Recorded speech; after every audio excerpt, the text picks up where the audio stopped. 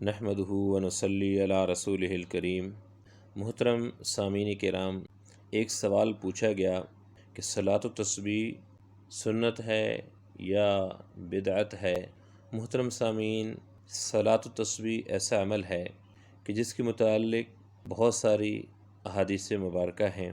علماء کرام کا ان احادیث مبارکہ کے متعلق کہنا ہے کہ یہ ضعیف ہے، لیکن اصول حدیث کے اندر ایک ضابطہ ہے، کلیہ ہے کہ اگر کثرت کے ساتھ بہت زیادہ کسی معاملے کے اندر احادیث مبارکہ آ جائیں، روایت کی گئی ہوں، تو وہ ان کی کثرت کی وجہ سے وہ حدیثیں حسن کے درجے تک پہنچ جاتی ہیں، اور کسی بھی معاملے کے اندر حسن کے اوپر جو حسن درجہ ہے اس کے اوپر عمل کیا جا سکتا ہے۔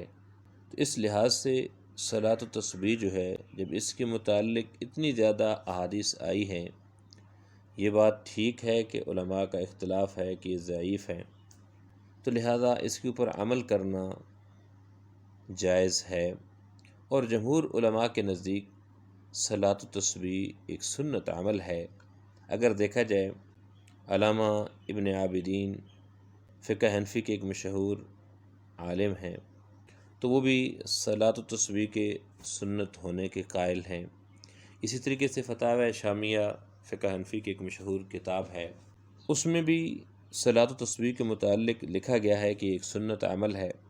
ایک اور مشہور عالم ہے علامہ ناصر الدین البانوی، وہ بھی صلاۃ و تسبیح کو سنت عمل قرار دیتے ہیں، اور انہوں نے جس چیز کو دلیل اختیار کیا ہے، وہ کہتے ہیں کہ امیر المؤمنین فی الحدیث عبداللہ ابن مبارک رحمہ اللہ علیہ اس کے اوپر عمل کرتے تھے، اس کو پڑھتے تھے، تو اس لیے یہ سنت عمل ہے کہ ایسے بزرگ کہ جو امیر المؤمنین فی الحدیث کے درجے پہ پہنچے ہوئے تھے، وہ جب اس کو سنت سمجھتے ہیں تو ان کے ہاں یہ تھا کہ وہ بھی کرتے تھے۔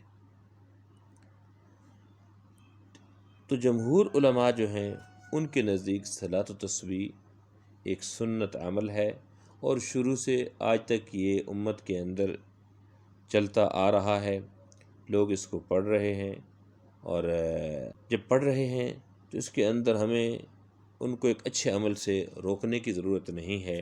ہاں، کچھ علماء کرام ہیں جن کے نزدیک یہ سنت عمل نہیں ہے، لیکن وہ بھی اس کے بدعت ہونے کے قائل نہیں ہیں۔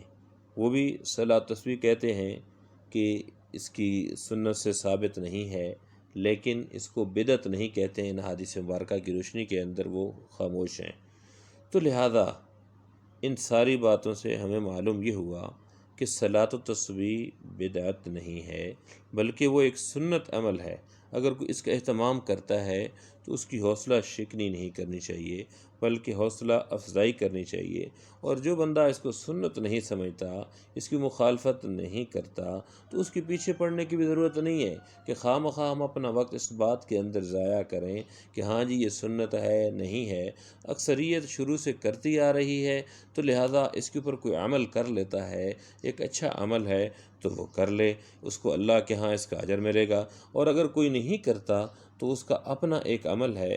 تو بہرحال اس سوال کا جواب یہی ہے کہ صلاۃ و تسبیح جو ہے یہ جمہور کے نزدیک، جمہور اسے کہا جاتا ہے کہ کسی بھی جماعت کے اندر، یعنی امت مسلمہ کے اندر اکثریت لوگوں کی اس بات کے اوپر قائل ہے کہ یہ سنت عمل ہے، اس لیے کہا جاتا ہے کہ جمہور کے نزدیک۔ تو جمہور کے نزدیک جو ہے یہ ایک سنت عمل ہے، اس کو کسی نے بھی بدعت نہیں کہا، یہ بدعت نہیں ہے۔ اللہ کریم کی ذات ہمیں ان باتوں کو سمجھنے کی اور ان پر عمل کرنے کی توفیق سے نوازیں۔ وما علینا الا البلاغ۔